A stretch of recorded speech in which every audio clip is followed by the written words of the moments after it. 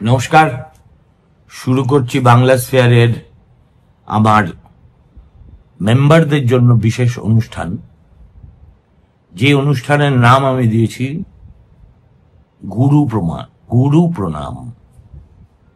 দেখুন, গুরুদের প্রণাম না করে, তাদেরকে স্মরণ না করে কোনো কাজ করা উচিত বলে আমি কখনো বিশ্বাস করিনি। তাই তাদের নিয়ে আমি অনেক কথা অনেক জায়গায় লিখেছি, বলেছি। যতই বলি না কেন, যতই লিখি না কেন, তবু মনে হয় যে আমার পেশাগত জীবনের কথা বলতে গেলে তার গৌরচন্দ্রিকা হিসেবে আমার গুরুদের অবদানের কথা আমাকে স্বীকার করতেই হবে। আজকে আমি আমার জীবনের দ্রোণাচার্যকে নিয়ে কথা বলবো। তিনি না ছিলেন বাঙালি, না ছিলেন হিন্দু, কিন্তু বাংলা পড়তেও পারতেন না, এবং বাংলা যেটা বলতেন সেটা খুঁড়িয়ে খুঁড়িয়ে এত বছর ধরে কলকাতায় থাকা সত্ত্বেও খুব স্বচ্ছন্দে বাংলা বলাটা তিনি রপ্ত করেই উঠতে পারেননি।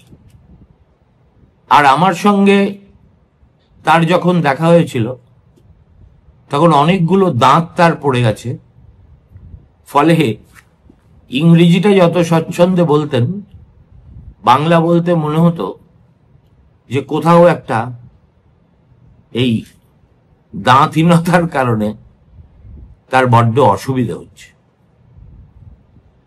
এই দ্রোণাচার্যর সঙ্গে আমার সাক্ষাৎ হয়েছিল আমার প্রথম কাগজ আজকালে 1981 সালে। তখনও আমার MA পরীক্ষার ফলাফল বেরোয়নি। ফল বেরোনোর আগেই আমি আজকালের প্রবেশিকা নামক বিভীষিকাতে সসম্মানে উত্তীর্ণ হয়ে একটা শিক্ষানবিশের চাকরি পেয়ে গিয়েছিলাম। আমার এই হামদি বেকে নিয়ে কোনো কথা বলার আগে আমাকে দু চার কথা আমার সাংবাদিকতা নিয়ে বলতেই হবে, আত্মপ্রচারের জন্য নয়। শুধু কেন আমি সাংবাদিকতায় এসেছি, কেনই বা আজকালের মতো তখনও ভূমিষ্ঠ না হওয়া কাগজে যোগ দিয়েছিলাম, এগুলো স্মরণ না করলে গুরুদের প্রতি প্রণাম জানানোটাও তার মূল পরিপ্রেক্ষিত হারিয়ে ফেলে। সেজন্যই আমি নিজের সম্পর্কে দু চারটে কথা বলি। আমার পিতৃদেবের প্রবল ইচ্ছে ছিল যে আমি তার মতোই শিক্ষকতা করি, MA পাশের পর গবেষণা করি, প্রয়োজনে বিদেশে যাই, তারপরে এসে তিনি যেভাবে সারাটা জীবন শিক্ষকতা করেছেন, আমার দিদি করেছেন, আমার জামাইবাবু করেছেন, বস্তুত আমার পরিবারটাই একটা শিক্ষকের পরিবার, আমি সেই জুতোই পায়ে গলিয়ে নিজের জীবনটা কাটিয়ে দিই। কিন্তু পিতৃ আদেশ শোনার মতো স্বভাব আমার ছোটবেলা থেকেই ছিল না। আর তাছাড়া শিক্ষকতার পেশাটা সেভাবে আমাকে কখনো আকৃষ্টও করেনি। বরং আমার মনে হতো যে আমি বোধহয় একটা কাজই মোটামুটি করতে পারি, সেটা হচ্ছে নিজের মাতৃভাষায় লেখা এবং বলা। একেবারে ছোট্টবেলা থেকে লেখালেখিতে আমার হাতে খড়ি। আমি যখন ঝাড়গ্রামে থাকি তখন স্কুলের ম্যাগাজিনে নিয়মিত লিখেছি। ক্লাস 7-এ যখন পড়ি, আমারই এক সহপাঠী, এখন প্রয়াত চিন্ময় সেনগুপ্তর সঙ্গে দুজনে মিলে একটা ছাপা কাগজ বের করে দিয়েছিলাম, মিনি সাইজে, যার নাম দিয়েছিলাম কিশোর মেলা। 4 আনা দাম ছিল। আমরা যাকে পারতাম তাকেই গছিয়ে যে খরচটা হয়েছিল সেটা তুলে নিয়েছিলাম। তারপরে তো আমার শুরু হলো কলকাতা জীবন। প্রেসিডেন্সি কলেজের ম্যাগাজিনে লিখেছি। এছাড়া জরুরি অবস্থাকালীন আমাদের নিজেদের ইউনিয়নের একটা কাগজ ছিল, তার নাম ছিল প্রেসিডেন্সিয়াল বাইলিঙ্গুয়াল পেপার, তাতেও অনবরত লিখেছি। এবং জ্যোতি বসুকে সে সময় একটা খোলা চিঠি লিখেছিলাম ছাত্রাবস্থায়, সেটা সাইক্লোস্টাইল হয়ে, তখন তো আর জেরক্সের বাজার ছিল না, সাইক্লোস্টাইল হয়ে প্রায় লাখখানেক গোটা কলকাতা তথা পশ্চিমবঙ্গের ছাত্রদের কাছে পৌঁছে গেছিল। অতএব আমার কেন জানি না মনে হতো যে এই একটাই পেশায় আমি যেতে পারি, সেটা সাংবাদিকতা। এবং মোটামুটি ইংরেজিটা জানি বটে, হয়তো ইংরেজিতে অচিরেই নিজেকে মানানসই করে নিতে পারবো, তবু মাতৃভাষার প্রতি আমার একটা আদি অকৃত্রিম ভালোবাসা থেকে আমি মনস্থির করেছিলাম যে যদি সাংবাদিকতা করতেই হয় তাহলে বাংলা ভাষাতেই করব।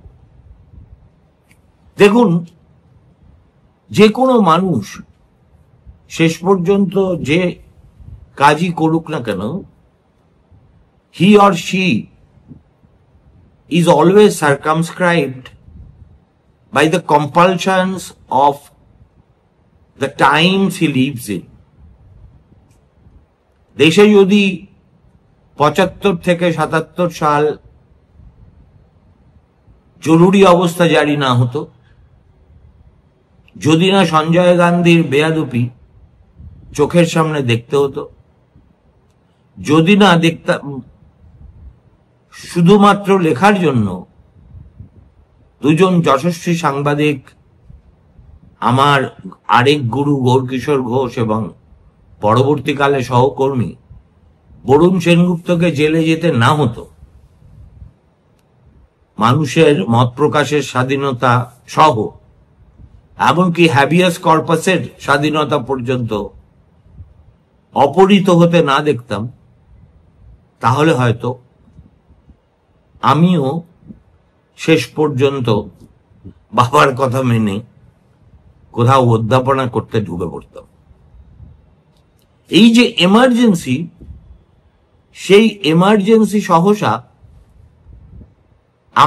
আমরা তখন কলেজের ছাত্র, তবু আমাদের একটা প্রচন্ড ঝাঁকুনি দিয়ে চলে গিয়েছিল। অর্থাৎ তখন মনে হয়েছিল যে আমরা যদি স্বাধীন ভারতবর্ষে মত প্রকাশের স্বাধীনতাটা হারিয়ে ফেলি, বাবা সাহেব আম্বেদকর সহ কনস্টিটিউয়েন্ট অ্যাসেম্বলির একের পর এক তাবর মনীষী যারা একত্র হয়ে দিনের পর দিন আমাদের এই কনস্টিটিউশন রচনা করে গেছেন, তারা তাদের তৈরি করা ওই মূল্যবান ধর্মগ্রন্থটি যদি সম্পূর্ণ অকেজ এবং অকার্যকর হয়ে যায়, তাহলে তো এর চেয়ে ইংরেজের স্বাধীনতাই ভালো ছিল, ইংরেজের পরাধীনতাই ছিল ভালো। আর ঠিক সেই সময় সাধারণ মানুষের মনেও গণতন্ত্র কি, মত প্রকাশের স্বাধীনতা কাকে বলে, একটা স্বৈরাচারী শাসনের স্বরূপ কি হতে পারে, এ সম্পর্কে একটা নতুন করে চেতনা বলবো না, নতুন একটা জাগরণের মতো হয়েছিল। তার ফলে 1977 যখন এমার্জেন্সি উঠে গেল, তারপরে ভারতবর্ষের মিডিয়া ধীরে ধীরে সাবালকত্বের পথে এগোতে শুরু করলো। আমি তো ভারতের প্রিন্ট মিডিয়ার ইতিহাসে একেবারে স্পষ্ট করে দুটো দিক চিহ্ন দেখতে পাই। একটা 1947 থেকে 1977, তারপরে 77 থেকে বলতে পারেন 2012-13 পর্যন্ত, তারপরে আবার আইন করে স্বাধীনতা হরণ না করেও অ্যাকচুয়ালি অপহৃত স্বাধীনতা নিয়েই সহবাস এখন আমাদের করতে হচ্ছে। এত কথায় আমি যাচ্ছি না। এই যে 47 থেকে 77, এই সময়টায় ভারতবর্ষের মিডিয়া যে খুব একটা সাহসী ছিল তা কিন্তু একেবারেই নয়। এমনকি এতটাই তারা শাসকের রক্তচক্ষুকে ভয় পেত যে ধরুন ফিরোজ গান্ধী যখন নেহরুর সরকারকে ফালাফালা করে দিচ্ছেন, তার কয়েকজন সহকর্মীর দুর্নীতির প্রসঙ্গ টেনে একের পর এক দলিল দস্তাবেজ দেখিয়ে, তার পরের দিন কোনো বড় কাগজে সে কথা এক লাইনও লেখা হতো না। হিন্দুস্তান টাইমসে শঙ্কর বলে একজন জগৎ বিখ্যাত কার্টুনিস্ট ছিলেন, তিনি কার্টুনেকে মহাত্মা গান্ধী আর জওহরলাল নেহরুকে যেভাবে বিঁধতেন তার 100 ভাগের 1 ভাগ আমরা কল্পনাও করতে পারি না। এবং যেহেতু হিন্দুস্তান টাইমস তখন বিড়লাদের কাগজ, আজও তাই, একবার নেহেরু বিরক্তি প্রকাশ করায় বিড়লা সাহেবরা ঘাবড়ে গিয়ে শঙ্করকে বলেছিলেন আপনারা এখানে চাকরি করার দরকার নেই। 3 শতক ধরে কাগজের পাতায় শঙ্করের কার্টুন দেখতে না পেয়ে জওহরলাল জানতে পারলেন যে তার চাকরিটাই চলে গেছে। শুনে সব কাজ ফেলে শঙ্করের বাড়ির ঠিকানা জোগাড় করে দেশের প্রধানমন্ত্রী তার বাড়ির দরজায় গিয়ে কড়া নাড়লেন, এবং যখন শুনলেন কেন তার চাকরি গেছে, তখন গান্ধীজি এবং তার নিজের হয়ে ক্ষমা প্রার্থনা করে তার নিজের গাড়িতে চড়িয়ে তিনি এই কিংবদন্তি কার্টুনিস্টকে ফেরত এনেছিলেন। হিন্দুস্তান টাইমসের দফতরে পৌঁছে দিয়ে বলেছিলেন Shankar must be reinstated, whatever reservations I may have about his cartoons, but his freedom to express it cannot be suppressed. এই যে 77-এর পরে ভারতবর্ষে যাকে বলে প্রিন্ট মিডিয়ার একটা এক্সপোনেনশিয়াল এক্সপ্লোশন হয়েছিল, শুধু যে ইংরেজি মিডিয়ায় তা নয়, দেশের সমস্ত আঞ্চলিক ভাষার ক্ষেত্রেও একই কথা প্রযোজ্য। সবচেয়ে বড় বিস্ফোরণ হয়েছিল স্মৃতির দিক থেকে অবশ্যই হিন্দি ভাষায়। বাংলায় সেই তুলনায় হয়েছিল কম, কিন্তু একেবারে যে হয়নি তাও নয়। এবং হঠাৎ করে দেখা গেল যে মূল মেইন স্ট্রিমের মিডিয়া সরকারের সমালোচনা করতে ভয় পেত, হাত কাঁপত, ব্যবসায়ীদের প্রসঙ্গ সংসদে উঠলেও তা এড়িয়ে যেত, তারাই বেদম সাহসী হয়ে গিয়ে অনুসন্ধানমূলক প্রতিবেদন করা শুরু করলো। সানডে ম্যাগাজিনে এলেন এমজে আকবর, তার একের পর এক তদন্তমূলক প্রতিবেদন, ভাগলপুরের ওই incident of blinding. Arun Shourie Indian এক্সপ্রেসের সম্পাদক, তিনি তো ইন্দিরা গান্ধীর মন্ত্রীদের কার্যত রাতে ঘুমোতেই দিতেন না। অয়েল ডিল, আন্তুলে কেলেঙ্কারি, এই সবই ভারতবর্ষের সাংবাদিকতাকে উপহার দিয়েছিলেন শৌরী।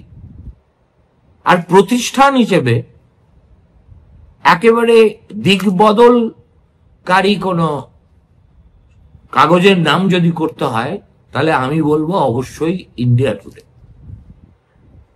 ইন্ডিয়া টুডেই প্রথম দেখালো আধুনিক সাংবাদিকতা কাকে বলে, কি ভাষায় একটা সংবাদ লিখতে হয়, কিভাবে তার কাঠামোটা গড়তে হয়।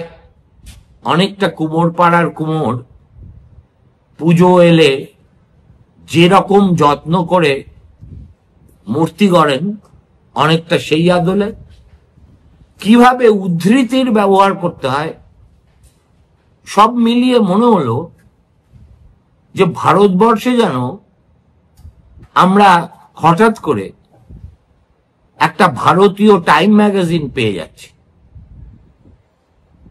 আর ভারতবর্ষের সাংবাদিকতায় যেটা ততদিন পর্যন্ত কার্যত সম্পূর্ণ অনুপস্থিত ছিল, এবং কেউ এতটা সাহসও দেখায়নি এই ধরনের বিষয়কে সংবাদে রূপান্তরিত করার। অর্থাৎ আমরা যারা খবরের কাগজে কাজ করি বা মিডিয়ায় কাজ করি, তাহলে তারা এসেনশিয়ালি কি করি? আমরা we give news, we give views, আর we also report ideas, but all of this we do in a manner which is reader friendly and entertaining at the same time. এখন এই যে আইডিয়াকে বা সমাজের কোনো নতুন প্রবণতা বা ধারাকে লক্ষ্য করা, সেটাকে বোঝা, আত্মস্থ করা, তারপর সংবাদের ভাষায় সেটা পাঠকের কাছে পরিবেশন করা, আমার মতে the best in the profession না হলে সেই ধরনের সাংবাদিকতা করা সম্ভব ছিল না।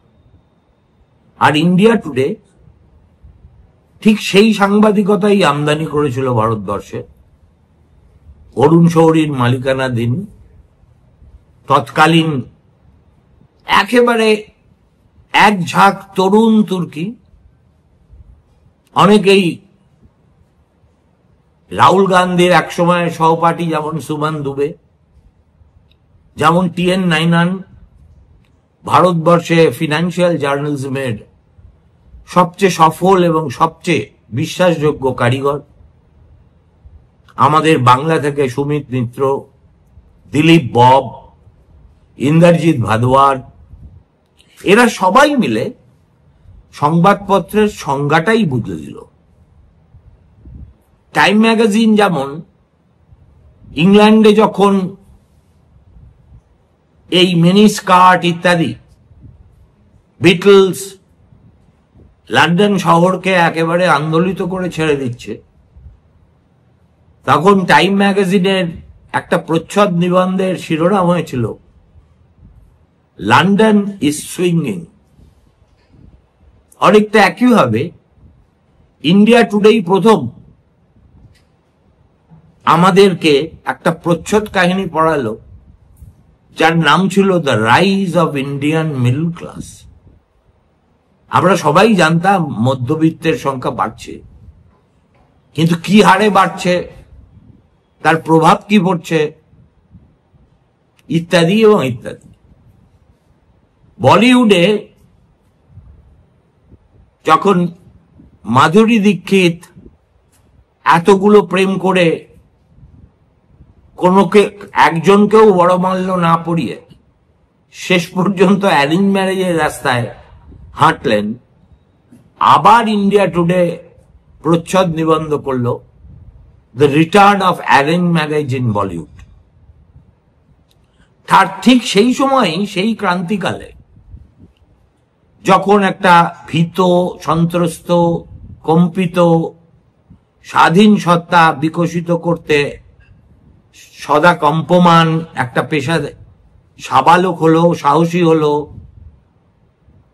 আমরাও ঠিক সেই সময় সাংবাদিকতাতে এসেছি, যে কারণে বলতে পারেন আমরা অত্যন্ত ভাগ্যবান যারা 80-র দশকের একেবারে গোড়ায় সাংবাদিকতায় প্রবেশ করেছিলাম। কেননা সাংবাদিকের স্বাধীনতা কাকে বলে আমরা তা দীর্ঘদিন পর্যন্ত, আমার ক্ষেত্রে তো আমার গোটা কর্মজীবনে আমি প্রায় প্রতিটা দিন তা তাড়িয়ে তাড়িয়ে উপভোগ করেছি। একেবারে শেষের দিকে সেই স্বাধীনতা আর ছিল না, কিন্তু আমাকে যদি দাড়িপাল্লায় মাপতে হয় নিজের জীবনের মানদণ্ডে, তাহলে আমি বলবো স্বাধীনতা উপভোগ যতদিন করেছি, স্বাধীনতা হারানো অবস্থায় তার চেয়ে অনেক কম দিন ঈশ্বরের কৃপায় আমাকে কাজ করতে হয়েছে। আর ঠিক সেই সময় বাংলা সংবাদপত্র জগতের দুই নক্ষত্র, যাদেরকে সিদ্ধার্থ শঙ্কর রায় জরুরি অবস্থার সময় গুম ঘরে চালান করেছিলেন, গৌরকিশোর ঘোষ 1981 সালে আর বরুণ সেনগুপ্ত 1984 সালে আনন্দবাজার পত্রিকা ছেড়ে দিয়ে নিজেদের কাগজ তৈরি করে। সে প্রসঙ্গে আমি হয়তো পরবর্তী কোনো এপিসোডে আসবো। গৌরকিশোর ঘোষ যে এইরকম একটা সাহসী সিদ্ধান্ত নেবেন তার আগে কেউ কল্পনাও করতে পারেনি। তাকে এইরকম একটা কাজে প্রধান মন্ত্রণা দিয়েছিলেন যিনি, তিনিও একজন দিকপাল প্রয়াত সাংবাদিক, গৌরবাবুর আদি অকৃত্রিম বন্ধু অমিতাভ চৌধুরী, যিনি ওই 60-এর দশকেই যুগান্তর পত্রিকার যুগ্ম সম্পাদক হিসেবে রিফিউজিদের দুর্দশার কাহিনী লিখে ম্যাগসাইসাই পুরস্কার পেয়েছিল এবং তাদের সমর্থন করতে এগিয়ে আসেন আমেরিকার ক্যালিফোর্নিয়ায় থাকা একজন অনাবাসী বাঙালি ব্যবসায়ী যার নাম ছিল অভিক ঘোষ। আমি আজকালের জন্ম বৃত্তান্ত নিয়ে বলতে বসিনি, কিন্তু কথা প্রসঙ্গে বলতে বলতে তো একটু প্রসঙ্গান্তরে চলে যেতেই হয়। তো ঠিক এই সময় আমার এমএ পরীক্ষা হয়ে গেছে, বাবা বাড়িতে রোজ গঞ্জনা দিচ্ছে, ভালো করে দেখ কলেজ সার্ভিস কমিশনের বিজ্ঞাপন কবে বেরোয় ইত্যাদি এবং ইত্যাদি। আর আমি ততোধিক মনোযোগ দিয়ে সেগুলোকে অবহেলা করছি। আমার কাছে খবর এলো একটা নতুন কাগজ জন্ম নিচ্ছে, যার সম্পাদক হবেন গৌরকিশোর ঘোষ। কেন জানি না, আমার মন আমাকে বলল তোকে এইখানেই জয়েন করতে হবে। এবং জয়েন করব তো ঠিক আছে, একটা বাংলা কাগজ যে তখনও পর্যন্ত ভূমিষ্ঠ হয়নি, সেখানে শিক্ষানবিশ হওয়ার জন্য আমরা যারা প্রথম ব্যাচে নানাবিধ পরীক্ষায় উত্তীর্ণ হয়ে ঢুকেছিলাম,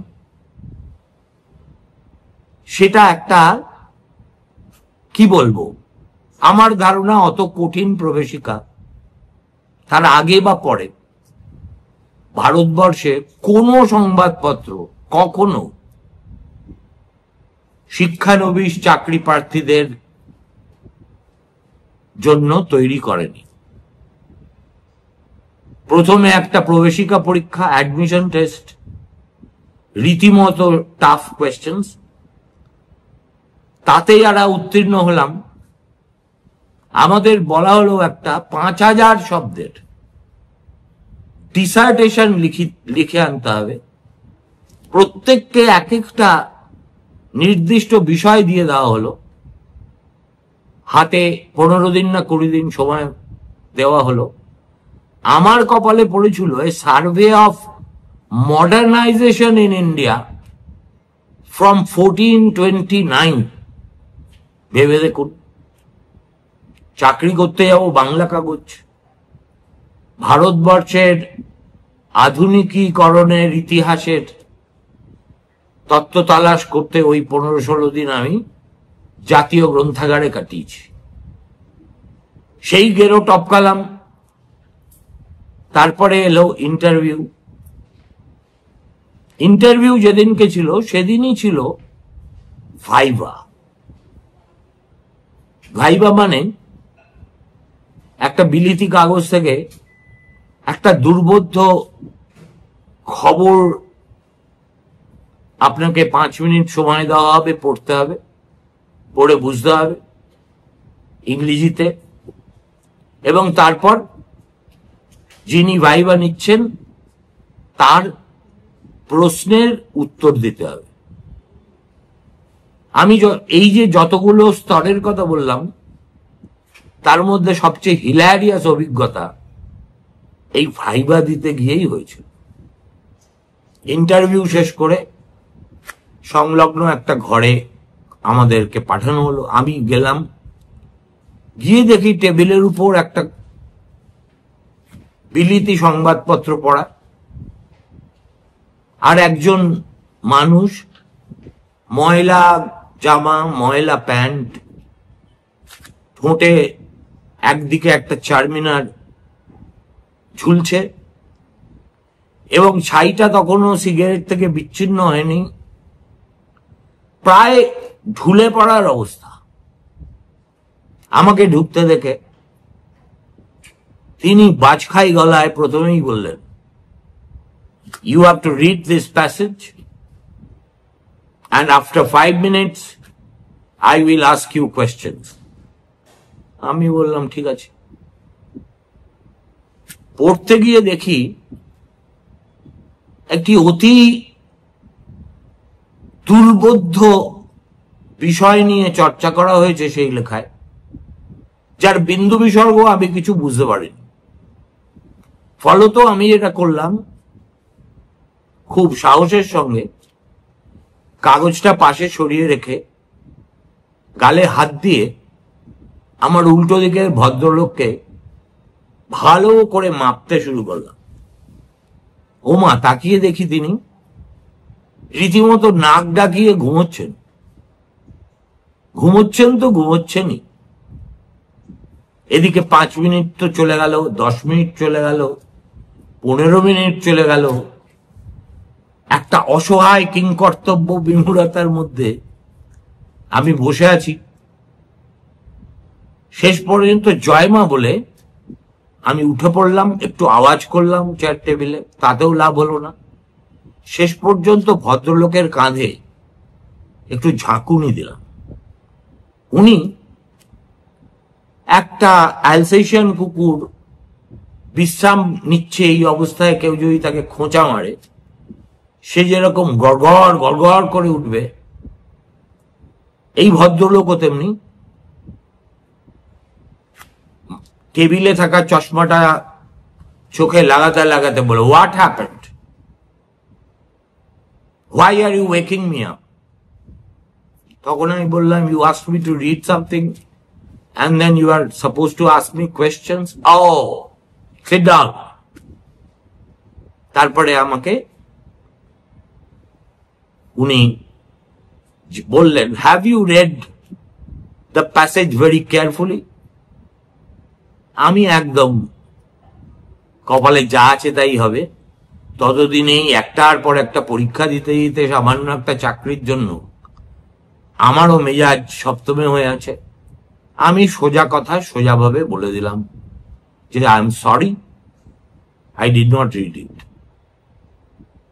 যেই আমি বলেছি I did not read it, সেই ভদ্রলোক শিশুর মতো হো হো করে হাসতে শুরু করে দিলেন। আমি দেখলাম আমি যে পড়িনি তার জন্য তিনি কোনো বিরক্তি তো প্রকাশ করলেনই না, কিন্তু আমি যে সৎভাবে তাকে সত্যি উত্তরটা দিয়েছি, এটাই তার বেজায় আমাদের কারণ হয়ে দাঁড়িয়েছে। আবার তিনি চারমিনার ধরালেন। আমার কান, আমি তো ততদিনে নিজেও কিঞ্চিত পান ধ্যান করে থাকি, একটা বাসি অ্যালকোহলের গন্ধও পেলাম। তারপরে কি করব জিজ্ঞেস করতে আমি বললাম যে what M I suppose to do. তারপরে যে ভাষার সঙ্গে আমি পরের কয়েক মাস একেবারে সহবাস করেছি, সেই ভাষায় তিনি প্রায় সেমি ভৎসনা করে বললেন, গো অ্যান্ড ফাক অফ। আমি চলে এলাম। এই ভদ্রলোকের নামই হামদি বে। এইভাবেই তার সঙ্গে আমার প্রথম পরিচয়। ভালো থাকবেন, নমস্কার।